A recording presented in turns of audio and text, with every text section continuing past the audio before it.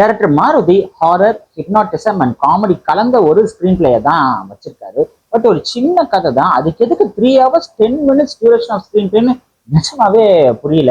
ஏதோ பயங்கரமா காமிக்க போறாங்க அப்படின்னு பார்த்தா வானத்தை சுத்தி சுத்தி சண்டை போடுறாங்க, இல்லாட்டி ஹீரோயினை சுத்தி சுத்தி காமிக்கிறாங்க, பேய் அங்கங்க காமிக்கிறாங்க, நிறைய இங்கிலீஷ் படத்துல காப்பி அடிச்சும் காமிக்கிறாங்க. எதுக்கு இது இவ்வளவு பெரிய டியூரேஷன்? அதுதான் இந்த படத்தோட மிகப்பெரிய நெகட்டிவாவே இருக்கு. இதுக்கு நடுவுல படத்துல பாத்தீங்கன்னா, பிரபாஸோட தாத்தா யார் தெரியுமா? அவரு அப்படிப்பட்டவரு. பிரபாஸோட பாட்டி யார் தெரியுமா? அவங்க இப்படிப்பட்டவங்க.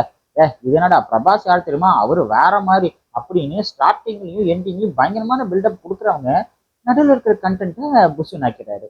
லாஸ்ட் 40 minutes ஆஃப் த படத்தை வந்து கொஞ்சம் இன்ட்ரெஸ்டிங்காகவும் பெட்டராகவும் பண்ணியிருந்தாங்க.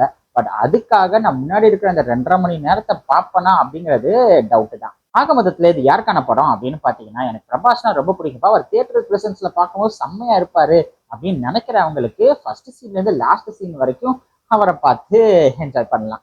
மற்ற ஆடியன்ஸ்க்கு ரொம்பவே சுமாரான, கொஞ்சம் டிசப்பாயிண்டிங்கான, ஆவரேஜான படம். ஃபர்ஸ்ட் 2 மணி நேரத்துல இந்த காஜி சாபாவும், லாஸ்ட் 1 மணி நேரத்துல இந்த ராஜா சாபாவும் எடுத்திருக்கிற இவங்க கிளாமர்ல இவ்வளவு கான்சன்ட்ரேட் பண்ணதுக்கு இந்த சூப்பரான ஸ்டோரி இருக்கு, இந்த ஸ்கிரீன் பிளேல இன்னும் கான்சென்ட்ரேட் பண்ணியிருந்தா இந்த ராஜா சாப் வேற மாதிரி சூப்பர் சாபா வந்திருக்கும்.